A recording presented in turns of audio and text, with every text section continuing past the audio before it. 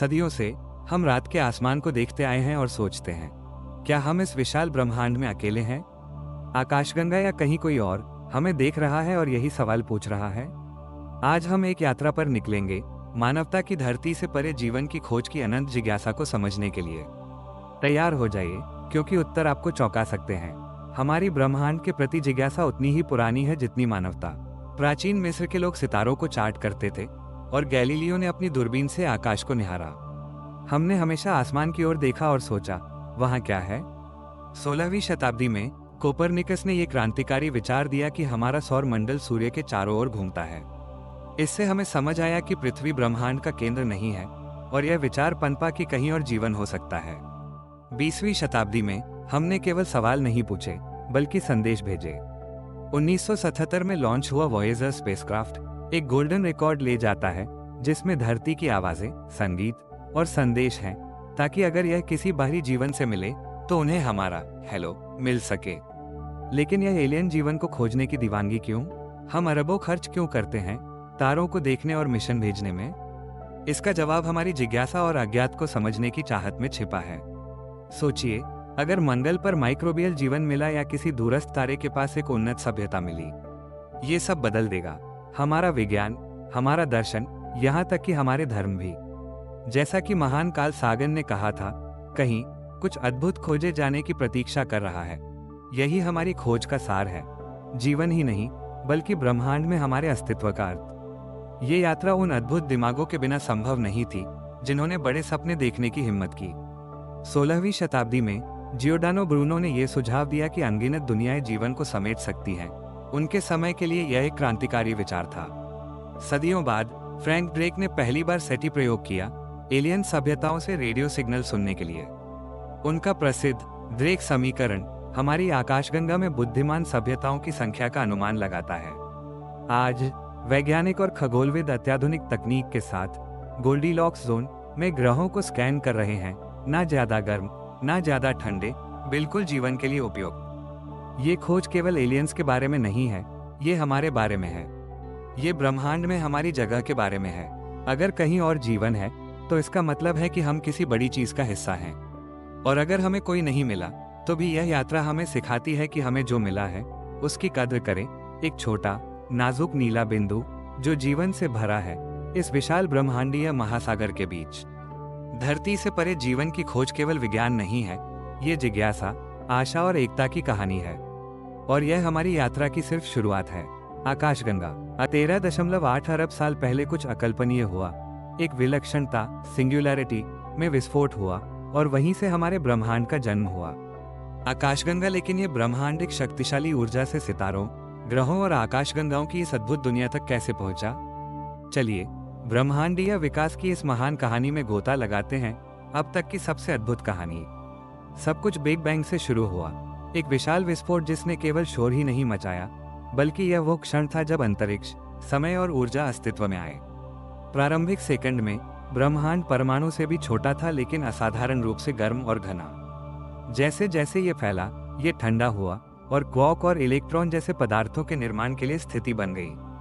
लगभग 3,80,000 साल बाद पहले परमाणु मुख्य रूप से हाइड्रोजन और हीलियम बने। इसे रिकॉम्बिनेशन युग कहते हैं, जब प्रकाश ने पहली बार फैलना शुरू किया और हमें कॉस्मिक माइक्रोवेव बैकग्राउंड CMB मिला, जिसे आज भी देखा जा सकता है। क्या आप जानते हैं, कॉस्मिक माइक्रोवेव बैकग्राउंड ब्रह्मांड की शिशु तस्वीर है जो दिखाती है कि यह 3,80,000 साल का था।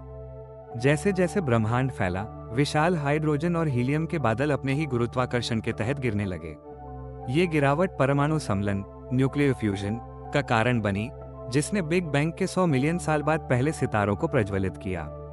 ये सितारे विशाल थे लेकिन अल्पकालिक। ये सुपरनोवा नामक विस्फोटों में समाप्त हुए, जिसने भारी तत्वों जैसे कार्बन, ऑक्सीजन और लोहे को अंतरिक्ष में फैलाया। इन तत्वों ने नए सितारों, ग्रहों और अंततः जीवन के निर्माण का मार्ग प्रशस्त किया। अगले अरब वर्षों में सितारे समूह बनाकर पहली आकाशगंगाएं बनाने लगे। इन्हीं में से एक आकाशगंगा, हमारी मिल्की वे, वो जगह है जहां ये कहानी व्यक्तिगत हो जाती है। आकाशगंगाएं सिर्फ सुंदरता नहीं है, वे सितारों, ग्रहों और जीवन के आवश्यक तत्वों की नर्सरी हैं। लेकिन ब्रह्मांड केवल सुंदरता नहीं बना रहा था, ये जीवन के लिए परिस्थितियां तैयार कर रहा था। आइए 3 प्रमुख घटनाओं पर नजर डालते हैं जिन्होंने ब्रह्मांड में जीवन को संभव बनाया। सुपरनोवा ने ब्रह्मांड को समृद्ध किया। विस्फोट करते हुए सितारों द्वारा फैलाए गए भारी तत्वों ने चट्टानी ग्रहों जैसे पृथ्वी का निर्माण किया। इन तत्वों के बिना हमारा जीवन असंभव होता। सौर मंडलों का निर्माण लगभग 4.6 अरब साल पहले मिल्की वे में एक नेबुला के गिरने से हमारा सूर्य और उसके ग्रह बने। पृथ्वी सूर्य से इतनी दूरी पर थी कि यहाँ तरल पानी के लिए सही तापमान था। जटिल रसायन विज्ञान का उदय लाखों वर्षों में कार्बन, हाइड्रोजन, ऑक्सीजन और नाइट्रोजन जैसे तत्वों के संयोजन ने जीवन के निर्माण खंड, एमिनो एसिड और न्यूक्लियोटाइड्स बनाए। यही अणु अंततः जीवों को जन्म देंगे। आज ब्रह्मांड एक गतिशील जगह है, निर्माण और विनाश का संतुलन। हर दिन नए सितारे और ग्रह जन्म लेते हैं, जबकि अन्य अपने जीवन चक्र के अंत तक पहुंचते हैं। लेकिन कहानी यहीं खत्म नहीं होती। ब्रह्मांड का विस्तार जारी है और वैज्ञानिक मानते हैं कि आने वाले खरबों वर्षों में ये पूरी तरह से बदल जाएगा। क्या ये हमेशा के लिए फैलेगा? क्या ये बिग क्रंच में सिकुड़ेगा या बिग फ्रीज में खत्म हो जाएगा? उत्तर अब भी हमारे समय के सबसे बड़े रहस्यों में से एक है। हमारे ब्रह्मांड का विकास अराजकता, निर्माण और अविश्वसनीय सुंदरता की कहानी है। बिग बैंग से लेकर उन सितारों तक जिन्होंने हमें जीवन दिया, हर अध्याय एक अद्भुत ब्रह्मांड को प्रकट करता है। कल्पना कीजिए एक ऐसा संसार जहां पर एलियन जीवन फल फूल रहा हो पृथ्वी, लेकिन हम ऐसी जगह की खोज कैसे शुरू करें? एक ग्रह को जीवन के लिए उपयुक्त बनाने के लिए क्या जरूरी है? चलिए हम जीवन की संभावनाओं के रहस्यों को उजागर करते हैं और उन ग्रहों की यात्रा करते हैं जहां जीवन पहले से ही हो सकता है। आइए हम शुरू करते हैं गोल्डीलॉक्स जोन से, जिसे जीवित क्षेत्र भी कहा जाता है। यह एक ऐसा स्थान है जहां किसी तारे के चारों ओर ग्रह की तापमान सही होता है, जिससे तरल पानी मौजूद रह सकता है। क्यों पानी? क्योंकि यह एक सार्वभौमिक घोलक है जो जटिल रासायनिक प्रतिक्रियाओं और जीवन के लिए जरूरी है। जो ग्रह अपने तारे के बहुत पास होते हैं, जैसे शुक्र, वे जलते हुए शोलों में बदल जाते हैं। जो ग्रह बहुत दूर होते हैं, जैसे मंगल, वे बर्फीले वीरान स्थान बन जाते हैं। लेकिन पृथ्वी इस जीवित क्षेत्र में एकदम सही स्थिति में है, जहां महासागर, नदियां और बारिश पनप सकती हैं। वैज्ञानिक मानते हैं कि गोल्डीलॉक्स जोन ग्रहों के जीवन के लिए उपयुक्त होने की खोज में पहला सुराग है। लेकिन सिर्फ इस जोन में होना पर्याप्त नहीं है। आइए और गहराई में जाएं। अगला है एक ग्रह का वातावरण, उसकी अदृश्य सुरक्षा कवच। एक घना, स्थिर वातावरण 3 महत्वपूर्ण काम करता है। तापमान को बनाए रखता है। यह एक स्थिर तापमान बनाए रखता है जिससे अत्यधिक गर्म या ठंडे हालात से बचाव होता है। रेडिएशन से सुरक्षा करता है। ये जीवन को हानिकारक सौर रेडिएशन से बचाता है। जरूरी गैसें प्रदान करता है, जैसे श्वसन के लिए ऑक्सीजन और प्रकाश संश्लेषण के लिए कार्बन डाइऑक्साइड। पृथ्वी का वातावरण नाइट्रोजन, ऑक्सीजन और अन्य गैसों का एक सटीक संतुलन है। इसके बिना पृथ्वी चंद्रमा जितना निर्जन होती। उदाहरण के तौर पर मंगल को लें। जबकि एक समय पर यहाँ नदियां और झीलें थीं, इसका वातावरण सौर हवाओं द्वारा उड़ा लिया गया, जिससे ये सूखा और बेजान हो गया। ये हमें दिखाता है कि जीवन के लिए वातावरण कितनी अहम भूमिका निभाता है। पानी सिर्फ एक पेय पदार्थ नहीं है, ये जीवन का अमृत है। सूक्ष्मजीवों से लेकर जटिल पारिस्थितिकी तंत्रों तक पानी हर रूप में जीवन के लिए जरूरी रहा है। तरल पानी जटिल रासायनिक प्रतिक्रियाओं की अनुमति देता है, जो जीवन को पनपने का माध्यम है। बिना पानी के सबसे उपयुक्त ग्रह भी सिर्फ निर्जन पत्थर ही होते। क्या आप जानते हैं, बृहस्पति का चांद यूरोपा अपनी बर्फीली सतह के नीचे एक महासागर रखता है। कुछ वैज्ञानिक मानते हैं कि वहां सूक्ष्मजीव जीवन हो सकता है जो बर्फीली परत से रेडिएशन से बचा हुआ हो। अब हम अपने सौरमंडल के बाहर कुछ सबसे संभावित एक्सोप्लैनेट्स की यात्रा करते हैं, ग्रह जो हमारे सूर्य के बाहर तारे की कक्षा में घूमते हैं। प्रोक्सिमा सेंटोरी बी, ये ग्रह हमारे सौरमंडल के सबसे करीबी तारे की कक्षा में स्थित है और यह अपने तारे के गोल्डीलॉक्स जोन में है। हालांकि इसे रेडिएशन से खतरा है, कुछ मानते हैं कि यहाँ जल हो सकता है। ट्रैपिस्ट एक प्रणाली, इस प्रणाली में 7 चट्टानी ग्रह हैं, जिनमें से 3 ग्रह जीवित क्षेत्र में हैं। कल्पना कीजिए एक ग्रह पर खड़े होकर अन्य ग्रहों को आकाश में चमकते हुए देखना, यह एक साई-फाई सपना साकार हो सकता है। केपलर 452b, जिसे अक्सर पृथ्वी का कजिन कहा जाता है, ये ग्रह सूर्य के समान तारे के गोल्डीलॉक्स जोन में स्थित है। पृथ्वी से 1.6 गुना बड़ा, ये ग्रह भी एक वातावरण और पानी रख सकता है। आधुनिक दूरबीनों की मदद से वैज्ञानिक हजारों एक्सोप्लैनेट्स का पता लगा रहे हैं, और हर नई खोज हमें इस अंतिम सवाल के करीब ले जाती है, क्या हम अकेले हैं?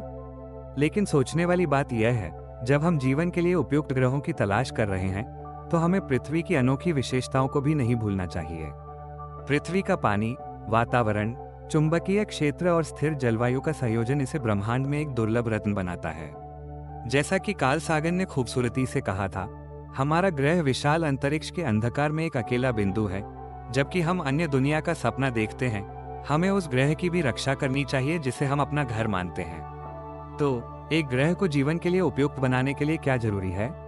सही दूरी, वातावरण और पानी का संतुलन। यही वे सुराग हैं जिनका हम पालन करते हैं जब हम एलियन जीवन की खोज करते हैं। अगर इस यात्रा ने आपकी जिज्ञासा को जन्म दिया है, तो चलिए इसे और साथ में खोजते हैं।